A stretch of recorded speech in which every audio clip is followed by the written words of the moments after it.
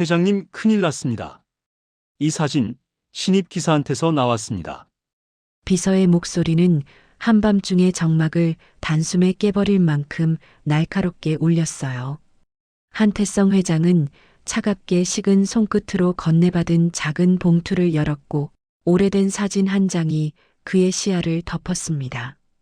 사진 속 어린아이의 모습은 흐릿했지만 태성은 보는 순간 이유를 말할 수 없는 충격에 숨을 잠시 멈추었지요. 누구한테서 나왔다고 했나? 그의 말끝은 흔들리고 있었고 비서는 조심스럽게 대답했습니다. 오늘부터 모시는 기사 강민호 씨 차량에서요. 그 이름이 들리는 순간 태성의 표정이 서서히 굳어졌어요. 알 수 없는 긴장감이 등줄기를 타고 흘렀고 마음 어딘가에서 오래 잠들어 있던 기억이 미세하게 꿈틀거렸지요. 그는 사진을 가만히 내려다보며 깊은 숨을 삼켰습니다. 바깥 주차장에서는 민호가 묵묵히 차 유리를 닫고 있었어요. 그의 얼굴에도 설명하기 어려운 복잡한 감정이 스쳐 지나갔습니다. 아직 아무도 모르는 어떤 진실이 아주 조용히 두 사람 사이에서 깨어나려 하고 있었지요. 사무실의 긴장된 공기가 조금 가라앉은 뒤 한태성 회장은 천천히 의자에 몸을 기대었어요. 사진 한 장이 이렇게 마음을 흔든다는 게 스스로도 이해되지 않아 잠시 눈을 감고 생각을 정리했지요. 그는 평생 사업만 바라보며 살아왔고 나이를 먹을수록 감정이라는 것이 더 어려워진다고 느끼고 있었어요. 특히 가족에 관한 문제라면 더더욱 그렇답니다. 태성은 젊은 시절 누구보다 바쁘게 뛰어다니던 사람이었어요. 회사에 초석을 다지던 시기에는 집에 들어가는 날보다 사무실에서 새벽을 맞이하는 날이 많았지요. 그럴 때마다 아내는 외로움을 느꼈고 어린 아들은 태성의 손길이 필요했지만 그는 그 사실을 뒤늦게야 깨달았답니다. 그러던 어느 날 갑작스러운 사고 소식이 전해졌고 태성은 아들과 영영 이별했다고 믿으며 살아왔어요. 삶의 어느 순간부터 마음속에 커다란 빈자리가 생긴 건 그때부터였지요. 그런데 오늘 어쩌면 잊었다고 생각했던 감정이 다시 고개를 들고 있었어요. 태성은 손에 쥔 사진을 바라보며 깊은 숨을 내쉬었지요. 아무리 우연이라 해도 자꾸 마음이 가는 건 이유가 있으니까요. 잠시 후 그는 자리에서 일어나 조용히 주차장으로 향했습니다. 비가 막 그친 듯 바닥엔 물기가 남아 있었고 은은한 가로등 불빛이 번져 있었어요. 그곳에서 강민호가 차체를 닦으며 허리를 숙이고 있었지요. 민호 씨, 태성은 부드럽게 불러보았어요. 민호는 놀란 듯 고개를 들고 허리를 곧게 폈습니다. 아, 회장님, 아직 계셨습니까? 차량은 곧 마무리됩니다. 그의 말투에는 예의와 긴장, 그리고 어딘가 익숙한 따뜻함이 섞여 있었어요. 태성은 그 모습을 한참 바라보다가 말했다. 첫날이라 피곤할 텐데 쉬어도 돼요. 일은 내일 해도 되지 않겠소? 전 괜찮습니다. 오히려 일할 수 있으니 감사할 따름입니다. 민호는 선하게 웃었어요. 그 미소를 본 순간 태성의 심장이 아주 작게 흔들렸습니다. 이유를 말할 수 없는 감정이었지요. 그대 나이가 몇인가? 28입니다. 28. 숫자가 머릿속에서 천천히 자리 잡았고 태성은 잠시 말을 잇지 못했어요. 과거의 기억이 희미하게 떠오르며 마음이 어지러워졌지요. 어려운 시절도 많았겠군. 네, 그렇죠. 오래전 일이지만요. 부모님 기억은 거의 없고 시설에서 자랐습니다. 민호는 담담하게 말했지만 그의 눈동자에는 잠시 스쳐 지나가는 쓸쓸함이 있었어요. 그 말이 들려오는 순간 태성은 가슴이 잠시 멎는 듯 했어요. 부모님 기억이 없다는 민호의 말이 그의 마음속에 묘하게 얽혀들었지요. 태성은 겉으로 아무렇지 않은 척 고개를 끄덕였어요. 그래도 잘 자라주었군. 보니 성실한 사람이요. 민호는 고개를 숙이며 말했다. 과분한 말씀입니다, 회장님. 바람이 스쳐 지나가며 두 사람 사이에 잠시 정적이 흘렀습니다. 태성은 마지막으로 민호의 얼굴을 조용히 바라보았어요. 익숙하면서도 낯선 눈빛, 따뜻하지만 어딘가 가려진 표정. 묘한 느낌이 자꾸만 마음에 남았지요. 내일 아침 일찍 보세. 태성은 그렇게 말하며 천천히 뒤돌아섰습니다. 그러나 뒤돌아서는 그의 발걸음은 무겁고 조용했어요. 민호는 그 뒷모습을 바라보다가 아무도 보지 않는 줄 알고 조용히 중얼거렸습니다. 이상하게 마음이 쓰이네. 그 말은 어둠 속으로 조용히 흩어졌고 서로 알 수 없는 감정은 조금 더 짙어지기 시작했습니다. 다음 날 아침 회장의 저택 앞마당은 이른 시각임에도 상쾌한 공기가 감돌고 있었어요. 한태성은 정장을 단정히 걸치고 현관을 나서며 조용히 숨을 고르곤 했습니다. 밤새 마음이 복잡했지만 그는 늘 그렇듯 자신의 감정을 단단히 다스리려 했지요. 오늘은 특별히 어떤 대화가 오갈지도 모른다는 생각에 한 걸음 한 걸음이 유난히 신중해졌습니다. 민호는 이미 차량을 세워두고 태성을 기다리고 있었어요. 그는 차문을 열며 밝게 인사했지요. 좋은 아침입니다, 회장님. 태성은 미묘하게 굳은 표정으로 고개만 살짝 끄덕였습니다. 출발합시다. 차 안의 공기는 생각보다 더 조용했습니다. 새차 냄새와 가벼운 향기가 섞여 있었지만 두 사람 사이에는 어제 이후 생겨난 묘한 거리감이 흘렀지요. 민호는 백미러에 비치는 태성의 표정을 잠시 보다가 조심스럽게 말을 꺼냈습니다. 어제는 많이 피곤하셨던 것 같네요, 회장님. 요즘 일이 많으신가요? 태성은 잠시 눈을 감았다가 조용히 대답했어요. 그냥 오래된 생각이 조금 났소. 민호는 그 말에 이유 없이 가슴이 살짝 저릿했어요. 이유를 설명할 수는 없었지만 태성의 목소리가 깊게 내려앉을수록 어딘가 모르게 마음이 쓰였지요. 그러나 그는 쉽게 말을 잇지 않고 다시 핸들에 집중했습니다. 도로 위로 아침 햇빛이 길게 비추고 있었어요. 도시가 깨어나는 소리가 들려오고 신호등에 멈춰설 때마다 차 유리의 빛이 조용히 부딪히며 번졌습니다. 그 순간 태성은 민호의 손등에 난 얇은 흉터를 보게 되었어요. 어제 잠시 본 그 흔적이 다시 마음을 흔들었지요. 민호 씨. 네, 회장님. 그 흉터 꽤 오래되어 보이는군. 민호는 잠시 당황하며 손등을 내려다보았어요. 아, 이거요? 어릴 때 생긴 거라 자세히 기억은 안 납니다. 그냥 사고였던 것 같아요. 그 말 한마디가 태성의 가슴을 다시 쿵 하고 내리쳤습니다. 사고. 그가 평생 잊지 못한 단어였지요. 태성은 시선을 창밖으로 돌리며 말했다. 그래도 크게 다치지 않은 게 다행이요. 다행이지요. 살다 보니 어떤 상처는 그냥 흉터로만 남는 것 같습니다.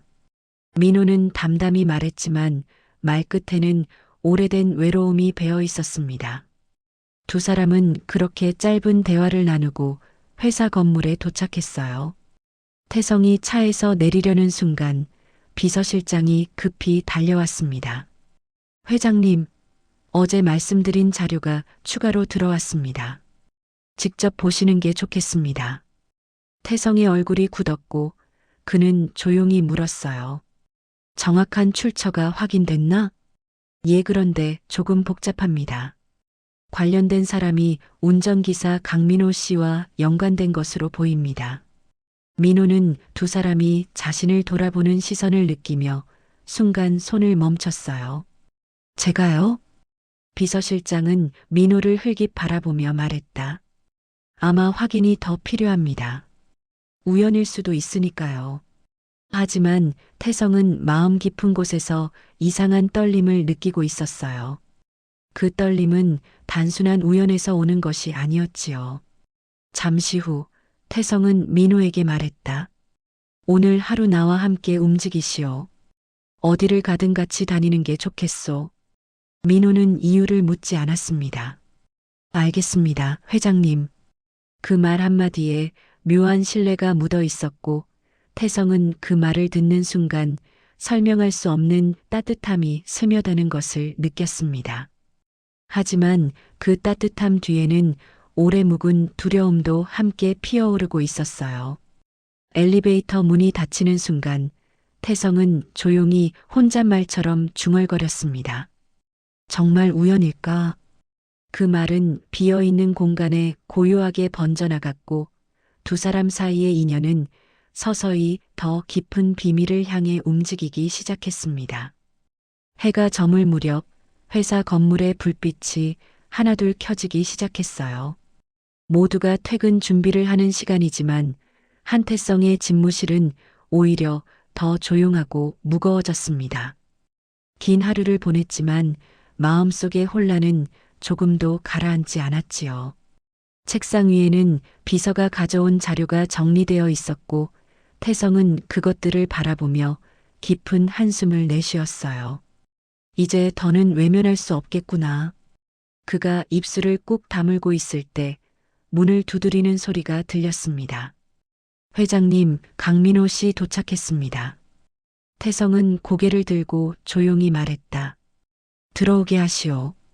문이 열리고 민호가 조심스럽게 들어왔어요. 낮엔 담담해 보이던 그도 지금은 약간 긴장한 표정이었지요. 회장님 부르셨다고 해서 왔습니다. 태성은 손짓하며 의자에 앉으라고 했어요. 편히 앉으시오. 민호는 조심스럽게 자리에 앉았지만 태성의 표정에서 쉽게 읽히지 않는 감정이 느껴졌습니다. 불안과 복잡함이 뒤섞인 표정이었지요. 잠시 침묵이 흐르다 태성이 먼저 입을 열었어요. 민호 씨, 내가 오늘 자꾸 이런저런 것을 물어본 이유를 알고 싶겠지? 민호는 솔직하게 고개를 끄덕였습니다. 예, 솔직히 조금 걱정되기도 해서요. 그럴 것이요. 사실 나도 내 마음을 완전히 정리하지 못하고 있어. 태성의 목소리는 낮았지만 진심이 배어 있었어요.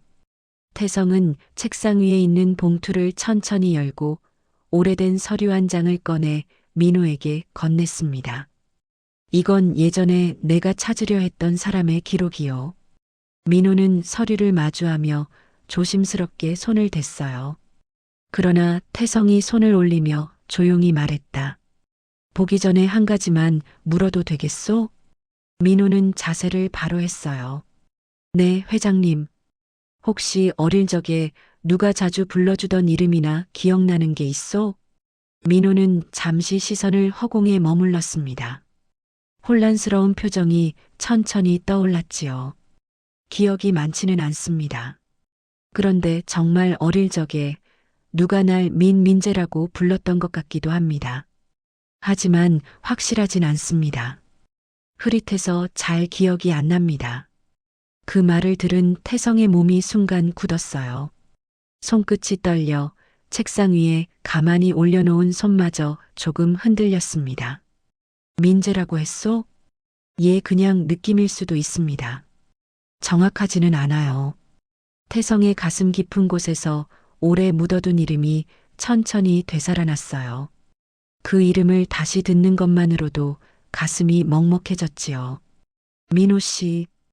태성은 조용히 그러나 단단하게 말했다. 혹시 그 시설 기록 자세히 확인해 본 적 있어? 원래 있던 게 거의 사라져서 확인하고 싶어도 어려웠습니다. 민호는 솔직하게 털어놓았지요. 그때 갑자기 복도 쪽에서 누군가 뛰어오는 소리가 들렸습니다. 문이 급히 열리고 비서가 숨을 헐떡이며 들어왔어요. 회장님, 복구된 자료 중 하나가 방금 도착했습니다. 태성은 즉시 손을 내밀었고 비서는 떨리는 손으로 문서를 전달했어요. 출생 기록 일부입니다. 완전히 복구된 건 아니지만 이 부분만은 확인됐습니다. 태성은 문서를 펼쳐들었고 그 순간 눈동자가 크게 흔들렸습니다. 민호는 태성의 표정을 보며 가슴이 철렁 내려앉았어요. 회장님, 무슨 자료입니까? 태성은 당장 답하지 못했어요. 그저 문서를 보며 입술을 떨고 있었지요. 문서 아래쪽 희미하게 복구된 글씨. 며칠 전 사진에서 본 이름. 잊고 싶은데 잊히지 않았던 단어. 그리고 태성은 천천히 민호를 바라보았어요. 민호는 이유를 모른 채 더 불안한 표정으로 고개를 들었지요. 민호 씨. 태성의 목소리는 거의 속삭임처럼 떨렸습니다. 내가 오래전부터 찾고 있던 사람의 기록이요. 그런데 그 다음 말은 끝을 맺지 못한 채 공중에 머물렀습니다. 민호의 눈동자가 아주 천천히 흔들렸고 두 사람 사이에는 숨조차 조심스러운 무거운 침묵이 내려앉았지요. 문 밖의 복도는 고요했고 창밖의 어둠은 더 깊어지고 있었습니다. 태성과 민호 사이에 잃어버린 과거는 지금 문 앞까지 다가와 있었어요. 깊은 밤의 정적이 건물 전체에 내려앉았어요. 회장의 집무실은 여전히 따뜻한 스탠드 조명만 켜져 있었고 그 빛 아래에서 한태성은 복구된 문서를 손끝으로 천천히 넘기고 있었습니다. 방금 전 민호가 떠난 뒤에도 그는 쉽게 의자에서 일어나지 못했지요. 문서 한 장 한 장마다 오래된 기억들이 불쑥불쑥 고개를 들어 마음을 묵직하게 내려앉히고 있었습니다. 설마 이럴 리가 그 아이가. 그는 생각을 정리하려 했지만 가슴 한쪽이 자꾸만 한 사람을 향해 끌려가고 있었어요. 민호의 얼굴, 미소, 말투, 행동. 하나둘씩 떠올릴수록 마음속에서는 부정과 인정이 서로 부딪히며 뒤엉켰지요. 그 순간 문 두드리는 소리가 났어요. 비서가 조심스럽게 들어왔습니다. 회장님, 추가로 복구된 자료가 있습니다. 아마 보시는 게 좋을 것 같습니다. 태성은 떨리는 마음으로 새로운 서류를 받아들었어요. 기록들은 군데군데 지워지고 번져 있었지만 분명한 단서 하나가 눈에 들어왔지요. 실종 당시 착용했던 은목걸이, 미확보, 그리고 그 아래에 적힌 문구. 피해자 아명 민재. 그 이름을 보는 순간 태성은 숨이 턱 막혀오는 듯 했어요. 오래전 잃어버린 아들의 이름, 민재. 그 이름이 지금 다시 그의 앞에 나타난 것이었어요. 그는 손을 꼭 쥐었다가 천천히 펴며 숨을 고르려 했습니다. 하지만 그 어떤 순간보다도 지금 이 방은 숨이 막힐 정도로 좁아 보였지요. 잠시 뒤 그는 결심하듯 자리에서 일어났습니다. 민호 씨를 다시 불러오게. 비서는 놀랐지만 고개를 숙였어요. 지금 바로 연락드리겠습니다. 그 사이 민호는 건물 밖 정문 근처에서 잠시 바람을 쐬고 있었어요. 어두운 길 위에서 혼자 서 있으니 오늘 하루가 유난히 길게 느껴졌죠. 회장님이 왜 저런 표정을 지으셨을까? 내가 뭘 잘못한 건가? 민호는 자신도 모르게 가슴을 눌렀어요. 자꾸만 알 수 없는 감정이 밀려왔습니다. 아픔인지 불안인지 아니면 다른 무언가인지 도무지 구분할 수 없었지요. 그때 비서가 급히 달려왔습니다. 민호 씨, 회장님께서 다시 오시랍니다. 바로 올라오시죠. 민호는 잠시 멈칫했지만 곧 고개를 끄덕였어요. 네, 바로 가겠습니다. 건물 안으로 들어서는 그의 걸음은 점점 무거워졌습니다. 엘리베이터 문이 닫히고 올라가는 동안 그는 손바닥에 작은 땀이 맺히는 것을 느꼈지요. 집무실 문 앞에 도착한 민호는 깊게 숨을 들이켰습니다. 왜 이렇게 심장이 뛰지? 문이 조용히 열리고 태성은 창문 앞에 서서 밤하늘을 바라보고 있었습니다. 빛 하나 없는 하늘이었지만 그 안에서 태성의 마음은 오래 묻어두었던 어둠과 마주하고 있었지요. 왔소, 민호 씨. 민호는 조심스럽게 다가와 섰습니다. 무슨 일인지 말씀해 주십시오. 걱정이 됩니다. 태성은 천천히 돌아서며 민호를 바라봤어요. 그 눈에는 수많은 감정이 담겨 있었지요. 혼란, 두려움, 기대, 미련, 그리고 오래전 잃어버렸던 따뜻함까지. 민호 씨. 태성의 목소리는 낮고 단단했지만 어딘가 떨리고 있었습니다. 당신에게 꼭 확인해야 할 게 있어. 민호는 순간 숨을 삼키며 고개를 들었어요. 예, 말씀하십시오. 태성은 책상 위에서 조심스럽게 은은하게 빛나는 작은 물건을 집어들었어요. 아주 오래된 달아있는 작은 은목걸이. 이걸 본 적 있소? 민호의 시선이 목걸이에 닿는 순간 표정이 흔들렸습니다. 저건 왜 제게 정확히 기억이 나는가? 혹은 어릴 적이라도. 민호는 목걸이를 바라보다가 갑자기 양손으로 머리를 감싸쥐었어요. 머릿속에 번개처럼 번쩍이는 무언가가 지나갔기 때문이었지요. 희미한 부름, 어린 목소리, 따뜻한 손, 그리고 울음. 잠깐만요, 이 목걸이 왜 익숙한 것 같죠? 민호의 목소리는 떨렸고 그는 가슴을 억누르며 숨을 고르게 했어요. 태성은 민호에게 한 발 더 다가갔습니다. 그의 눈동자에는 숨기지 못한 진심이 담겨 있었어요. 민호 씨, 이 목걸이는. 그가 말을 이으려던 순간 집무실 전화가 갑자기 울렸습니다. 갑작스러운 소리에 두 사람 모두 놀라 뒤를 돌아봤지요. 비서의 급박한 목소리가 스피커에서 들렸습니다. 회장님, 방금 복구된 자료 중 결정적인 부분이 나왔습니다. 지금 바로 확인하셔야 합니다. 전화가 끊기는 순간 방 안에는 다시 무겁고 깊은 침묵만이 흘렀어요. 태성과 민호는 서로의 눈을 바라보았습니다. 두 사람의 과거와 진실은 이제 단 한 걸음만 남겨둔 채 목전까지 다가와 있었습니다. 집무실 전화가 끊긴 후 한태성과 강민호는 잠시 말없이 서 있었어요. 방 안에는 오래된 시계 소리만 또각또각 울렸고 긴장과 혼란이 두 사람 사이에 짙게 내려앉았지요. 태성은 목걸이를 손에 쥔 채 한참 동안 움직이지 못했습니다. 마음속에서 오래된 기억과 지금의 순간이 뒤엉켜 어지럽게 흔들리고 있었어요. 그때 비서가 급히 문을 두드리며 들어왔습니다. 회장님, 복구 자료 중 핵심 부분을 정리해 왔습니다. 직접 보시는 게 좋겠습니다. 비서는 두꺼운 파일을 조심히 책상 위에 올려놓고 물러섰어요. 태성은 떨리는 손을 뻗어 파일을 열었습니다. 첫 장에는 흐릿하게 복원된 한 장의 의료 기록이 들어 있었지요. 응급 이송 아동 사고 위치, 신원 불명 추정 나이 4살, 착용 물품 은목걸이 분실, 그리고 마지막 줄, 임시보호센터로 이동. 태성의 시야가 순간적으로 흐려졌어요. 4살 은목걸이 센터로 이동.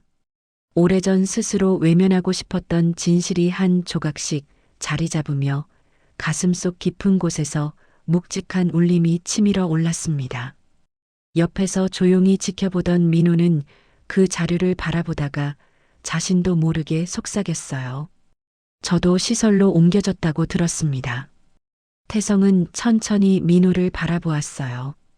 그 눈빛에는 아직 정리되지 못한 감정들이 뒤섞여 있었지만 그 안에는 오래전부터 그리워했던 온기 또한 조금씩 피어오르고 있었지요. 민호 씨. 태성의 목소리는 떨렸지만 따뜻했습니다.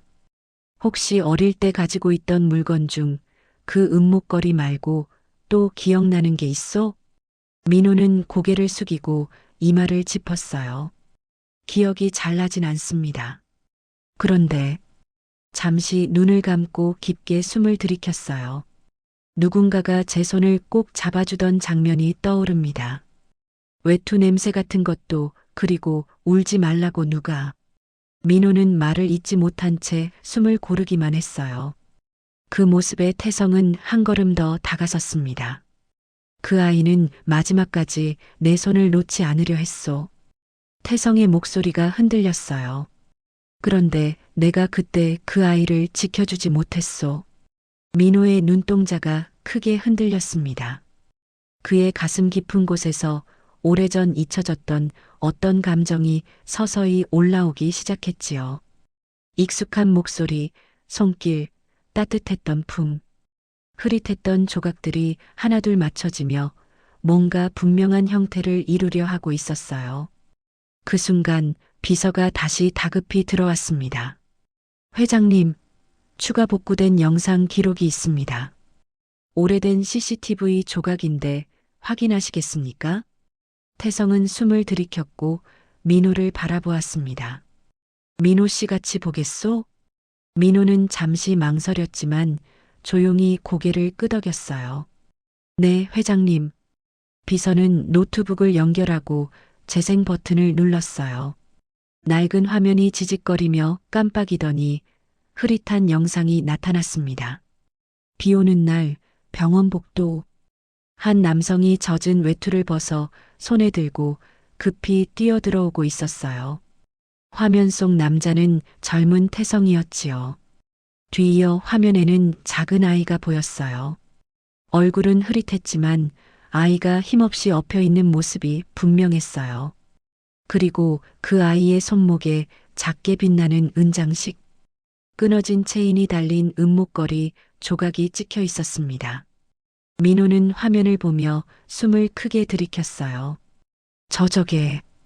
태성은 떨리는 손으로 모니터를 짚었습니다. 민호 씨 그 아이가. 그러나 말을 다 끝내기 전에 화면이 갑자기 꺼졌어요. 오래된 파일이라 끝까지 복원되지 않은 것이었지요. 비서는 급히 말했다. 죄송합니다. 영상은 여기까지밖에 남아있지 않습니다. 방안은 다시 정막으로 가라앉았어요. 그러나 두 사람의 마음속에서는 이미 꺼지지 않는 불빛이 일기 시작했습니다. 민호는 손으로 가슴을 짚으며 조용히 말했다. 회장님, 왜인지 모르겠지만 그 아이를 보는데 가슴이 너무 아픕니다. 태성은 더 이상 숨기지 못했어요. 그는 민호에게 다가가 조용히 손을 뻗어 손등을 감싸주었습니다. 민호 씨, 내가 지금 무슨 말을 할 수 있을지 모르겠소. 하지만 태성의 얼굴에는 오래 쌓여있던 죄책감과 그리움이 동시에 번졌어요. 당신을 보면 내가 잃어버린 그 아이가 계속 떠오르오. 그 말이 공기 중을 파고들며 방 안에 깊게 퍼졌습니다. 민호는 그 순간 말을 잇지 못한 채 눈을 아래로 떨어뜨렸어요. 두 사람 사이에는 이제 더 이상 우연이라 부르기 어려운 진실이 천천히 모습을 드러내고 있었지요. 그 진실은 아직 완전히 밝혀지진 않았지만 서로의 마음은 이미 그것을 향해 다가가고 있었어요. 그리고 그 밤 두 사람은 조용히 마주선 채 각자 묵혀둔 마음의 울림과 닿을 듯 말 듯한 진실을 서서히 받아들이기 시작했습니다. 밤이 깊어가던 회장의 집무실은 한동안의 긴장과 혼란이 지나간 뒤 잔잔한 정적만 남아 있었어요. 그러나 그 고요 속에서도 태성과 민호의 가슴은 여전히 파도처럼 일렁이고 있었지요. 태성은 노트북 화면이 꺼진 자리를 천천히 바라보다가 조용히 입을 열었습니다. 민호 씨 오늘 본 영상은 완전하진 않았지만 내겐 너무 익숙했소. 민호는 눈을 내리깔며 아무 말도 하지 못했습니다. 그의 손은 아직도 작게 떨리고 있었고 가슴 깊은 곳에서 오래 잠들어 있던 무언가가 서서히 깨어나는 느낌이 들었어요. 저도 이유를 모르겠는데 마음이 너무 복잡합니다. 민호의 목소리는 평소보다 낮고 약했어요. 그 아이가 넘어지는 장면도 아닌데 왜인지 저한테 일어난 일처럼 느껴져서. 태성은 진심을 담아 고개를 끄덕였습니다. 그럴 수 있소.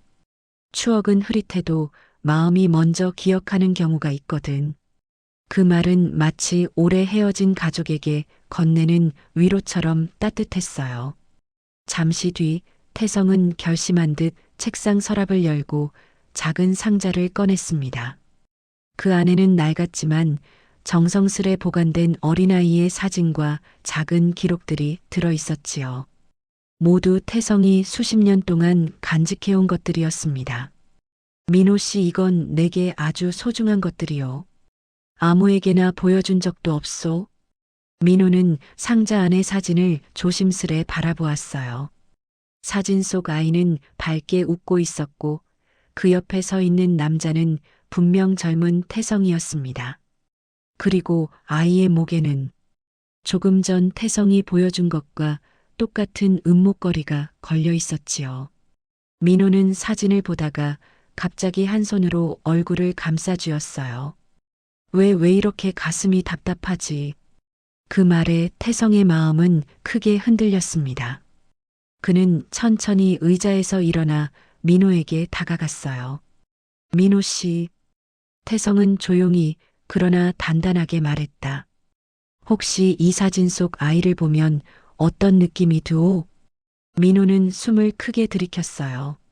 눈가가 조금 붉어져 있었고 말문을 열지 못한 채 사진을 바라보다 천천히 고개를 들었습니다. 그냥 잊지 말아야 할 사람처럼 느껴집니다. 어릴 적 함께 있어줬던 것 같은 그런 느낌이. 태성은 더 이상 마음을 숨길 수 없었어요. 그 아이는 내 아들이었소. 아끼고 또 사랑했던 하지만 사고로 잃어버렸다고 믿었던 아이. 그의 목소리는 떨렸지만 단단했지요. 그 아이의 이름이 민재였소. 민호의 눈이 크게 흔들렸습니다. 민재. 그 말은 그의 입술에서 아주 느리게 흘러나왔어요. 마치 오래전 기억을 꺼내는 듯한 울림이 있었지요. 그리고 태성은 잠시 숨을 고르며 말했다. 그 아이가 마지막으로 남긴 물건이 방금 보았던 그 목걸이였소. 태성은 목걸이를 조심스레 손에 올려놓고 민호에게 건넸습니다. 민호는 목걸이를 바라보았다가 문득 손가락으로 천천히 만져보았어요. 그 순간 아주 희미하지만 분명한 기억 한 조각이 번쩍 떠올랐습니다. 따뜻한 품, 누군가 자꾸만 이름을 불러주던 기억. 민재야, 아빠 여기 있다, 울지 마라. 민호는 숨을 크게 들이켰고 눈가가 벌써 젖어 있었어요. 저 왜 이런 장면이 떠오르죠? 이게 제 기억입니까? 태성은 조용히 고개를 끄덕였습니다. 확신하려면 더 많은 확인이 필요하겠지만 내 마음은 이미 대답을 알고 있소. 민호는 그 말을 듣는 순간 오랫동안 꽉 묶여있던 마음의 매듭이 천천히 풀리는 것 같았어요. 그는 떨리는 손으로 목걸이를 가슴 가까이에 가져가며 조용히 속삭였습니다. 이 냄새, 이 차가운 감촉 분명 어릴 때.